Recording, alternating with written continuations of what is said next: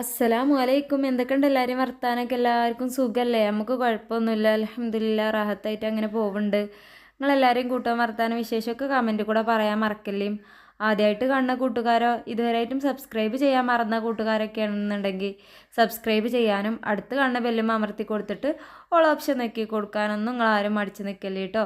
ഇൻഷാ അല്ലാ ഇന്ന് നമ്മൾ വന്നിരിക്കുന്നത് ചോറും അതുപോലെ തന്നെ ഗോതമ്പ് പൊടിയും ഉണ്ടെങ്കിൽ വളരെ സിമ്പിളായിട്ടും എണ്ണയൊന്നും ഇല്ലാതെ തന്നെ ഉണ്ടാക്കിയെടുക്കാൻ പറ്റിയ നല്ലൊരു പലഹാരം കൊണ്ടാണ് നമ്മൾ വന്നിട്ടുള്ളത്. ഇതിന് വേണ്ടിയിട്ട് ഞാൻ അരക്കപ്പ് ചോറും അരക്കപ്പ് ഗോതമ്പ് പൊടിയാണ് കേട്ടോ എടുക്കുന്നത്. അത് രണ്ടും ഒന്നിച്ചൊന്ന് മിക്സ് ചെയ്തെടുക്കുകയാണ് ആദ്യം തന്നെ ചെയ്തെടുക്കുന്നത്.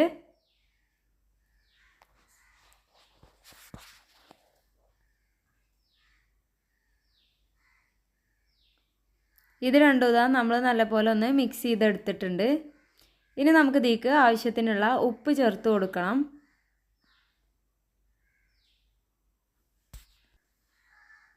അതുപോലെ തന്നെ ഒരു അര ടീസ്പൂണ് പഞ്ചസാരയും കൂടി ചേർത്ത് കൊടുത്തിട്ടുണ്ട്. മാവിന് നല്ലൊരു ടേസ്റ്റ് വരാൻ വേണ്ടിയിട്ടാണ് പഞ്ചസാര ചേർത്ത് കൊടുക്കുന്നത് കേട്ടോ. അതുകൂടെ ചേർത്തിട്ട് നല്ലപോലെ ഒന്ന് മിക്സ് ചെയ്തെടുക്കുന്നുണ്ട്. ഉപ്പ് പിന്നെ ആവശ്യത്തിന് വളരെ കുറച്ച് മതി. ഒരു 1/4 ടീസ്പൂൺ തന്നെ തികച്ചില്ലാത്ത രീതിയിലാണ് ഉപ്പ് ചേർത്ത് കൊടുത്തിട്ടുള്ളത് കേട്ടോ. ഇനി ഇതെല്ലാം കൂടെ ഒന്ന് മിക്സായ ശേഷം നമ്മൾ മിക്സിയുടെ ജാറിലിട്ട് ഒട്ടും വെള്ളം ഒഴിച്ചു കൊടുക്കാതെ ഈ ഒരു വറ്റിൻ്റെ നനവോട് കൂടി വേണം ഇതൊന്ന് അടിച്ച് എടുക്കാൻ വേണ്ടിയിട്ട് കേട്ടോ. അല്ലാതെ നമ്മൾ ഒട്ടും വെള്ളം ഒഴിച്ചു കൊടുക്കാതെ വേണം ഇത് അടിച്ചെടുക്കാൻ വേണ്ടിയിട്ട്.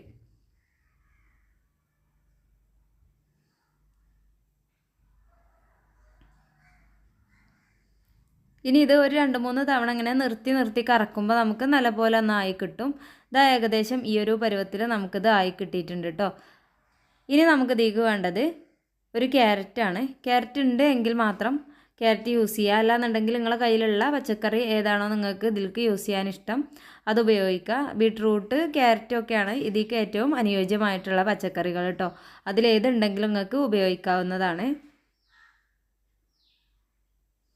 ഇതാ ഒരു ക്യാരറ്റ് മുഴുവനായിട്ടും നമ്മൾ നല്ലപോലെ ഒന്ന് ഗ്രേറ്റ് ചെയ്തിട്ടാണ് ഇതിലേക്ക് ഇട്ട് കൊടുത്തിട്ടുള്ളത് കേട്ടോ.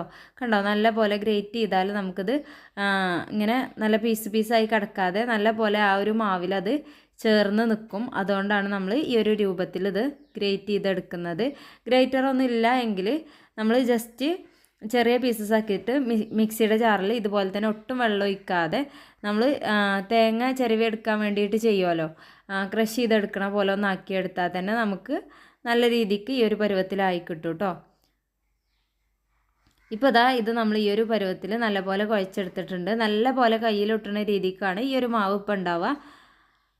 ഇതിൽക്ക് ഞാൻ ഒരു 1/4 ടീസ്പൂണോളം ബേക്കിംഗ് പൗഡർ യൂസ് ചെയ്യുന്നുണ്ട്.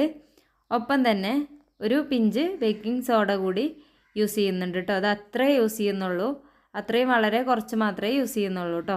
ഇനി അതുകൂടെ നല്ലപോലെ ഇതിലൊന്ന് മിക്സ് ചെയ്തെടുക്കാം.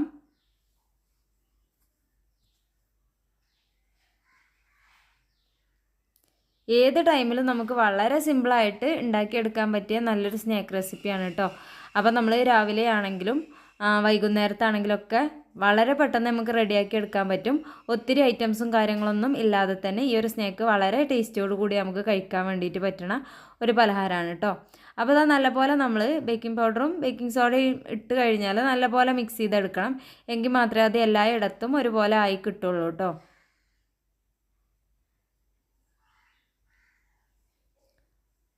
ഇതാ ഇത്രയും ആയി കഴിഞ്ഞാൽ ഇനി നമുക്കിത് വേവിച്ചെടുക്കാൻ വേണ്ടിയിട്ട് ഒരു പാന് അടുപ്പത്ത് വെക്കണം. ഇതാ അപ്പോൾ നമ്മൾ പാൻ അടുപ്പത്ത് വെച്ചിട്ട് ജസ്റ്റ് ബ്രഷിൽ ജസ്റ്റ് ഒരു നെയ്യിലൊന്ന് മുക്കിയിട്ട് ഒന്നാക്കി കൊടുക്കുക. അല്ലാതെ ഒത്തിരി ഒന്നും വേണ്ട, ആ ബ്രഷ് ഒന്ന് മുങ്ങിയാൽ മാത്രം മതി കേട്ടോ.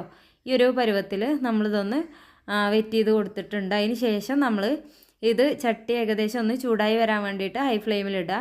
ചട്ടി ചൂടായ ശേഷം നമ്മൾ നല്ല പോലെ ലോ ഫ്ലെയിമിലേക്ക് ഇടുക. എന്നിട്ട് ഇതാ നമ്മൾ ഉണ്ടാക്കി വെച്ച ഈ ഒരു മാവ് നമ്മുടെ കയ്യിൽ കുറച്ച് വെള്ളം പുരട്ടിയതിന് ശേഷം ഇതുപോലെ ഒന്ന് ഷേപ്പാക്കി എടുക്കുകയാണ് ചെയ്യുന്നത്.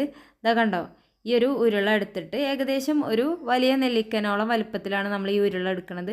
ഇതാ ഇത് കണക്കിനൊന്ന് ഷേപ്പ് ചെയ്തെടുത്താൽ മതിയാകും.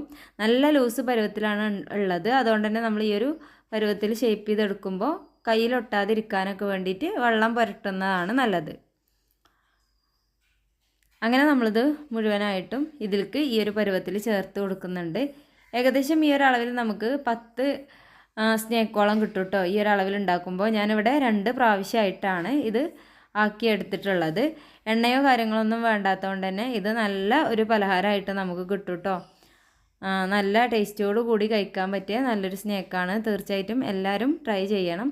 പിന്നെ നമ്മുടെ ചാനലിൽ ഈ ഒരു റെസിപ്പി മാത്രമല്ല ഒരുപാട് റെസിപ്പികളൊക്കെ അപ്ലോഡ് ആക്കിയതുണ്ട്. കാണാത്ത കൂട്ടുകാർ കാണാൻ മറക്കരുത്. ആദ്യമായിട്ട് കാണുന്നവരൊക്കെ എന്നുണ്ടെങ്കിൽ സബ്സ്ക്രൈബ് ചെയ്യാൻ മറക്കരുത് കേട്ടോ.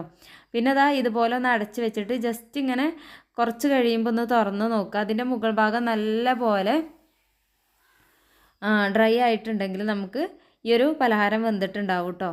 അപ്പോൾ ഇടയ്ക്ക് ഞാനിതൊന്ന് ജസ്റ്റ് തുറന്ന് നോക്കുന്നുണ്ട്. അപ്പോഴേ നമുക്കത് കറക്റ്റ് അറിയുള്ളൂ കേട്ടോ. പിന്നെ ഫ്ലെയിം നല്ല പോലെ കുറച്ച് വെക്കാൻ ആരും മറന്നു പോകരുത്. ഇതാ കണ്ടോ, ഇപ്പോൾ ഏകദേശം നമുക്കിതായിട്ടുണ്ട്. നമ്മൾ കൈ വെച്ചിട്ട് തൊടുമ്പോൾ തന്നെ നമുക്കറിയാം നല്ല സോഫ്റ്റാണ്. അപ്പോൾ ഇതാ ഇത് ജസ്റ്റ് ഒന്ന് ആ മുകൾ ഭാഗം കൂടി ജസ്റ്റ് ഒന്ന് മറിച്ചിട്ട് കൊടുക്കുക കേട്ടോ. മുകൾ ഭാഗം വെന്തിട്ടുണ്ടെങ്കിൽ പോലും ഇതൊന്ന് ജസ്റ്റ് ഒന്ന് മറിച്ചിട്ട് കൊടുക്കുക. ഇതാ ഈ ഒരു പരുവത്തിൽ നമുക്കൊന്ന് മറിച്ചിട്ട് കൊടുക്കാം. പിന്നെ നമ്മുടെ ചാനലിൽ നിങ്ങൾ ഉണ്ടാക്കി നോക്കിയിട്ട് ഇഷ്ടപ്പെട്ട വിഭവങ്ങളൊക്കെ എല്ലാ കൂട്ടുകാർക്കും ഷെയർ ആക്കാനും സപ്പോർട്ട് ചെയ്യാനൊന്നും മടിച്ച് നിൽക്കുകയും ചെയ്യരുത് കേട്ടോ. ഇതാ ഇതുപോലെ നമ്മൾ മുഴുവനായിട്ടും ഇത് മറിച്ചിട്ട് കൊടുത്തിട്ടുണ്ട്. ഇത് ഇങ്ങനെ മറിച്ചിട്ട് കഴിഞ്ഞാൽ ഒത്തിരി ടൈമൊന്നും നമ്മൾ വെക്കേണ്ട ആവശ്യമില്ല. ലോ ഫ്ലെയിമിൽ തന്നെ ആ ഒരു 1/2 മിനിറ്റോളം ആകുമ്പോൾ നമുക്കിത് ഇതിൽ നിന്ന് എടുക്കാൻ വേണ്ടിയിട്ട് പറ്റും.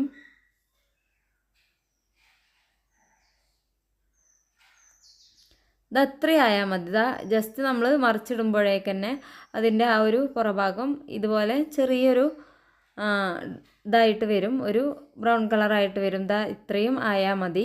ഈ ഒരു പരുവത്തിലാവുമ്പോൾ നമുക്കിത് എല്ലാതും വേറൊരു പാത്രത്തിലേക്ക് മാറ്റി കൊടുക്കാം കേട്ടോ.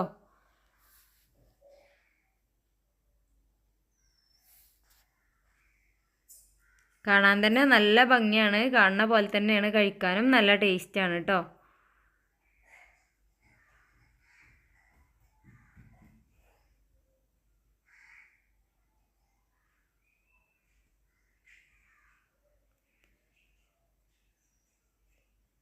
അപ്പോൾ ഇൻഷാ അല്ലാ എല്ലാവരും ട്രൈ ചെയ്തിട്ട് നിങ്ങളുടെ അഭിപ്രായങ്ങൾ അറിയിക്കാൻ മറക്കരുത്. ഇവിടെ ദാ ഒരു ട്രിപ്പ് നമ്മൾ ഇതുപോലെ ആക്കിയെടുത്തിട്ടുണ്ട്. ഇനി അടുത്തതും ഇതുപോലെ തന്നെ ആക്കിയെടുക്കുകയാണ് കേട്ടോ ചെയ്യുന്നത്.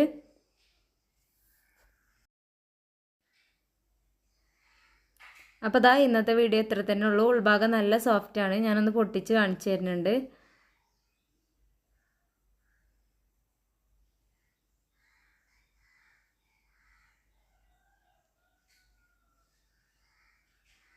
ഇതാ കണ്ടോ, നല്ല വൃത്തിക്കായിട്ട് കിട്ടിയിട്ടുണ്ട്.